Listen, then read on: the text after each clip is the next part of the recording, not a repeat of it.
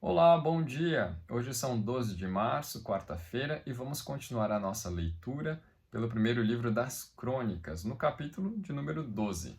E o texto nos diz assim: São estes os que vieram a Davi, a Ziclag, quando fugitivo de Saul, filho de Quis, e eram dos valentes que o ajudavam na guerra.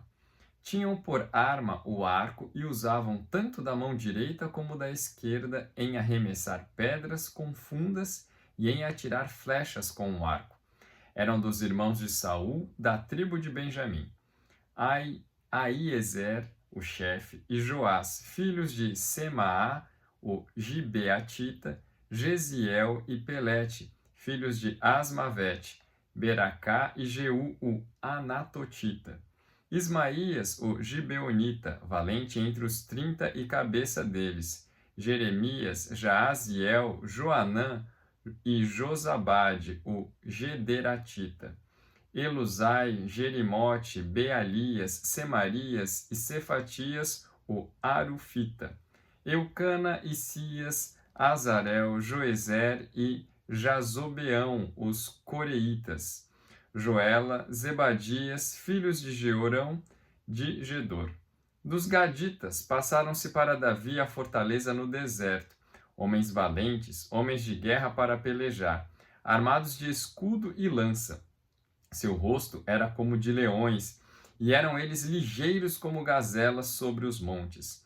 Ézer, o cabeça, Obadias, o segundo, Eliabe, o terceiro, Mismaná, o quarto, Jeremias, o quinto, Atai, o sexto, Eliel, o sétimo, Joanã, o oitavo, Eusabade, o nono, Jeremias, o décimo, Macbanai, o undécimo.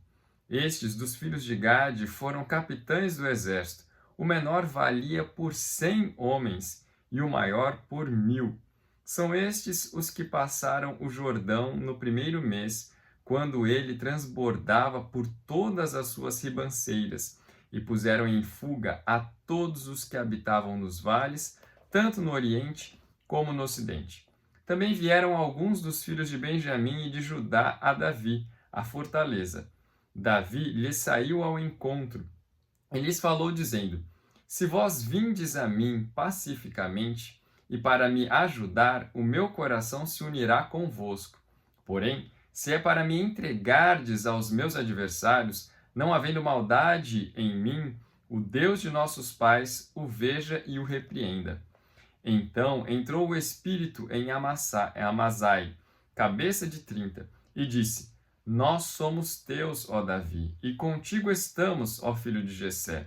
Paz, paz seja contigo, e paz com os que te ajudam, porque o teu Deus te ajuda. Davi os recebeu e os fez capitães de tropas.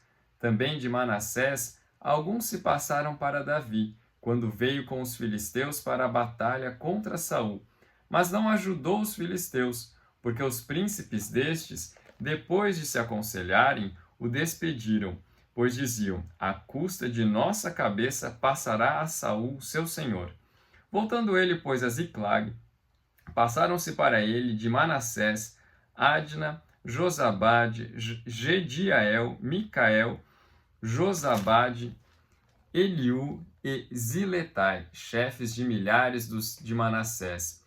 Estes ajudaram Davi contra aquela tropa, porque todos eles eram homens valentes e capitães no exército. Porque naquele tempo, dia após dia, vinham a Davi para o ajudar, até que se fez um grande exército, como o exército de Deus. Ora, este é o número dos homens armados para a peleja, que vieram a Davi em Hebrom, para lhe transferirem o reino de Saul, segundo a palavra do Senhor. Dos filhos de Judá, que traziam escudo e lança, 6.800 armados para a peleja. Dos filhos de Simeão, homens valentes para a peleja, 7.100. Dos filhos de Levi, 4.600. Joiada era o chefe da casa de Arão, e com ele vieram 3.700. Zadok, sendo ainda jovem, homem valente, trouxe 22 príncipes de sua casa paterna. Dos filhos de Benjamim, irmãos de Saul, vieram 3.000, porque até então havia ainda muitos deles que eram pela casa de Saul. Dos filhos de Efraim, 20.800 homens valentes e de renome em casa de seus pais. Da meia tribo de Manassés, 18.000 que foram apontados nominalmente para vir a fazer rei a Davi. Dos filhos de Issacar, conhecedores da época, para saberem o que Israel devia fazer, 200 chefes e todos os seus irmãos sob suas ordens. De Zebulon, dos capazes para sair à guerra, providos com todas as armas de guerra, 50.000, destros para ordenar uma batalha, com ânimo resoluto. De Naftali, 1.000 capitães, e com eles 37.000 com escudo e lança. Dos danitas, providos para a peleja, 28.600. De Azer, dos capazes para sair à guerra e prontos para a batalha, 40.000. Do lado da além do Jordão, dos Rubenitas e Gaditas e da meia tribo de Manassés, providos de toda sorte de instrumentos de guerra, 120.000. Todos estes homens de guerra, postos em ordem de batalha, vieram a Hebrom, resolvidos a fazer Davi rei sobre todo Israel. Também todo o resto de Israel era unânime no propósito de fazer a Davi rei. Estiveram ali com Davi 3 dias, comendo e bebendo, porque seus irmãos lhe tinham feito provisões, e também seus vizinhos de mais perto. Até Issacar, Zebulon e Naftali trouxeram pão sobre jumentos, sobre camelos, sobre mulos e sobre bois, provisões de farinha e passas de figos, e cachos de passas, e vinho, e azeite, e bois, e gado miúdo em abundância, porque havia regozijo em Israel. Este texto, como o texto que nós lemos ontem, vem provar aos primeiros leitores e também a nós que Deus estava com Davi, e não só Deus, como também o povo de Israel estava com Davi e o apoiava na colocação como rei de todo Israel. Mas esse texto específico fala de muitas pessoas que aderiram a Davi antes mesmo dele se tornar rei e também quando ele se tornou rei. Vocês perceberam que logo no começo do capítulo fala de quando Davi era fugitivo de Saul lá em Ziclag. Ziclag era uma cidade pertencente aos filisteus e nesta época Saul estava desesperado por querer acabar com Davi.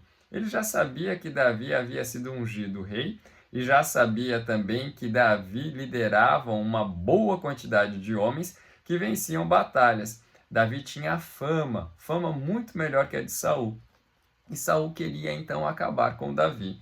Mas neste período em que Davi era fugitivo em Ziclag, para nossa surpresa, o verso de número 2 nos diz logo de cara que quem foi ajudar Davi, enquanto ele era fugitivo de Saul, foram justamente os membros da tribo de Saul, os benjamitas. Ele diz o texto, eram dos irmãos de Saul, da tribo de Benjamim, e não eram quaisquer soldados, eram soldados muito hábeis, porque eles eram ambidestros, conseguiam lançar tanto pedras com fundas, como também usar o arco para atirar flechas.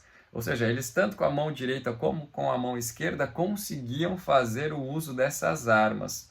Depois o texto nos diz, a partir do verso número 8, que havia um outro pelotão, um outro exército que se uniu a Davi enquanto ele ainda estava em Ziclag, que é o exército dos Gaditas, membros da tribo de Gad.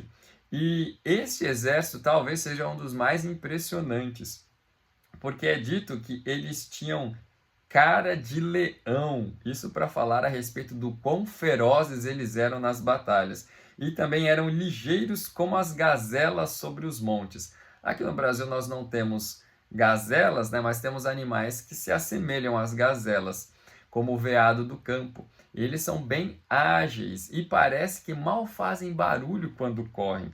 E é esta característica do animal que o autor vê naquele exército dos Gaditas. Mas além disso, ele diz, homens valentes, homens de guerra para pelejar, armados de escudo e lança.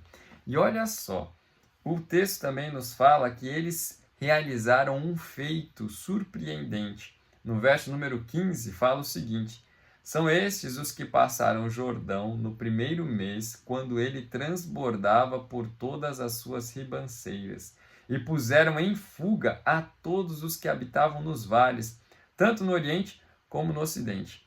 Esses camaradas foram capazes de atravessar um rio no período da cheia, quando a correnteza é forte. Olha só, já é difícil atravessar um rio quando a distância entre uma margem e outra é longa e principalmente se tem correnteza.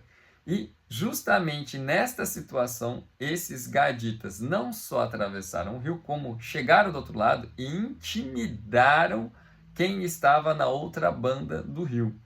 Esses homens já deveriam estar imensamente cansados só da travessia, mas ainda tinha força, vigor e uma cara intimidadora para conseguir espantar os adversários que estavam do outro lado do rio.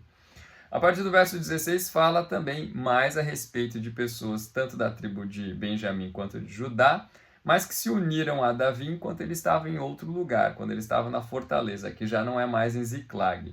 E olha que interessante, o texto nos diz que houve um homem que se aproximou de Davi.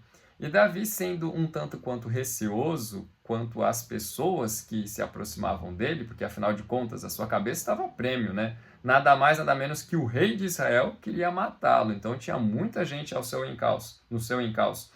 Mas olha só, quando este homem se aproxima de Davi, o nome dele é Amazai, o texto nos diz que Davi pergunta: se vós vindes a mim pacificamente para me ajudar, o meu coração se unirá convosco. Porém, se é para me entregares aos meus adversários, não havendo maldade em mim, o Deus de nossos pais o veja e o repreenda. Olha só, Davi, apesar de ver uma pessoa que ele não conhecia, teve receio, mas também teve a disposição de estender a destra da amizade para este homem. Mas, mesmo que esse homem não fosse quem Davi gostaria que fosse, né, alguém que poderia fazer amizade, ele logo advertiu o sujeito: você pode tentar fazer mal comigo, mas Deus vai ver e vai te recompensar pelo mal. Mas olha que interessante, o verso número 18 nos diz que na mesma hora o Espírito, e esse Espírito ao qual ele faz referência é o Espírito de Deus, entrou no homem e deu a ele a condição de dar a resposta certa. E qual foi a resposta? Nós somos teus, ó Davi, e contigo estamos, ó filho de Jessé. Paz seja contigo, e paz com os que te ajudam, porque o teu Deus te ajuda. E aí então Davi o recebeu. O autor de Crônicas, ele colocou essa passagem propositalmente, para que os seus leitores pudessem ver que o povo de Israel e os militares de Israel reconheciam Davi não apenas como um bom guerreiro ou como um bom líder, mas reconheciam em Davi a pessoa escolhida por Deus. Reconheciam em Davi alguém com quem Deus estava e atuava por meio dele. Portanto, as pessoas encaravam que estar com Davi é o mesmo que estar ao lado de Deus. Não é impressionante isso? As pessoas reconheciam. Davi não precisava falar a esse respeito, nem convidar as pessoas é quem se associavam a Davi. Depois nós vemos também, a partir do verso 19, que membros de outra tribo de Israel se associam a Davi, membros da tribo de Manassés. E aqui é interessante que ele fala que eles se ajuntaram justamente no período em que Davi estava junto aos filisteus, mas disse que Davi não lutou com os filisteus. Esse daqui foi um episódio necessário mencionar, porque ele queria enfatizar a adesão de pessoas, mas a adesão ocorria no momento que talvez não desse boa fama a Davi, porque Davi se associou aos inimigos de Israel. E Deus havia proibido que qualquer do seu povo se associasse àqueles a quem eles deveriam destruir, que eram povos pagãos. Mas nesse período parece que Davi retrocedeu, não continuou com aquela aliança e não lutou ao lado do rei dos filisteus contra o povo de Israel, que no caso era liderado por Saul. E olha o que diz o final do verso 22. Porque naquele tempo, dia após dia, vinham a Davi para o ajudar, até que se fez um grande exército como o exército de Deus. Nós poderíamos até pensar que o autor de Crônicas está exagerando, né? Falar assim, poxa, o exército de Davi pode ser comparado ao exército de Deus? O exército de Deus é constituído por seres celestes, por toda a criação, é ele quem controla todas as hostes do mundo, né? Mas o que ele está querendo dizer aqui é que justamente os exércitos de Davi pertenciam ao Senhor Deus. E lutar contra o exército de Davi seria lutar contra o próprio exército do Senhor Deus. A partir do verso número 23, ele passa a nos apresentar uma lista de membros de todas as tribos de Israel que se associaram também ao rei Davi. E parece que o número vai aumentando cada vez mais, né? Começa com 6.000 e depois a gente vê que chega ao número de 20.000, 120.000, muitos, 50.000, é muita gente. Parece que há um certo exagero aqui, né? Mas a gente não pode fazer tal afirmação. O que a gente pode dizer é que o autor quer de fato enfatizar que cada vez mais aumentava o número de pessoas que se associavam a Davi por reconhecer nele o Senhor Deus. Não reconhecê-lo como Senhor Deus, mas reconhecer que nele ou com ele estava o Senhor Deus. E no final, os versos de número 38 a 40, eles dão um bom resumo do que é este capítulo. Ele diz assim: todos estes homens de guerra, postos em ordem de batalha, vieram a Hebrom. Hebrom é a cidade de Judá, onde Davi reinou por 7 anos, antes de se tornar rei de todo Israel, lá em Jerusalém. E também foi ali, desculpa, deixa eu fazer uma correção. Foi em Hebrom que Davi foi reconhecido como rei de todo Israel. Mas antes de ser reconhecido pelos líderes de Israel, ele já estava governando ali naquela cidade por 7 anos. Então, voltando ao texto, que diz assim: resolvidos a fazer Davi rei sobre todo Israel. Também todo o resto de Israel era unânime no propósito de fazer a Davi rei. Estiveram ali com Davi 3 dias, comendo e bebendo, porque seus irmãos lhe tinham feito provisões, e também seus vizinhos de mais perto.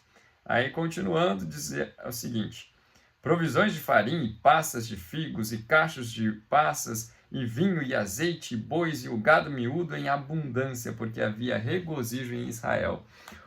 O que o texto está nos dizendo é que a coroação de Davi foi uma verdadeira celebração.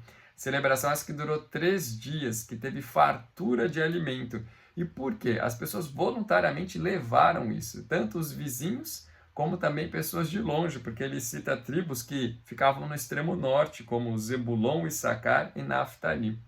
Tudo isso para dizer que o povo estava feliz, o povo estava satisfeito por ver que finalmente tinham um rei que era rei de acordo com a vontade do Senhor.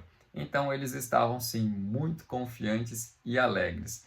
Olha, não é para menos, né? Quando você tem certeza que está fazendo aquilo que é da vontade do Senhor, ou vivendo aquilo que o Senhor Deus ordena, a gente tem contentamento. Ainda que esteja vivendo uma situação difícil, que implique dores, pelo fato de sabermos que estamos fazendo aquilo que agrada ao nosso Senhor, o nosso coração também se alegra e festejamos. O povo aqui via que Davi era de fato alguém que o Senhor tinha colocado como responsável pelo seu povo. E da mesma forma, meus irmãos, temos um que é colocado no lugar de cabeça, rei sobre o povo de Deus. E este um é Jesus Cristo. Aqueles que se unem à igreja, que é o povo de Deus, o fazem porque reconhecem Jesus como sendo seu Senhor e seu Salvador. Por isso que quando alguém se associa à igreja, a gente não pergunta, você quer aceitar Jesus? A gente pergunta, você reconhece Jesus como seu Senhor e seu Salvador? Se você tem a Ele como seu Senhor, como seu Salvador, como seu Rei, então seja bem-vindo ao povo de Deus. Que Deus abençoe seu dia, sua família e também o dia a dia que você tem dedicado ao Senhor e Rei Jesus Cristo. Um abraço e até amanhã.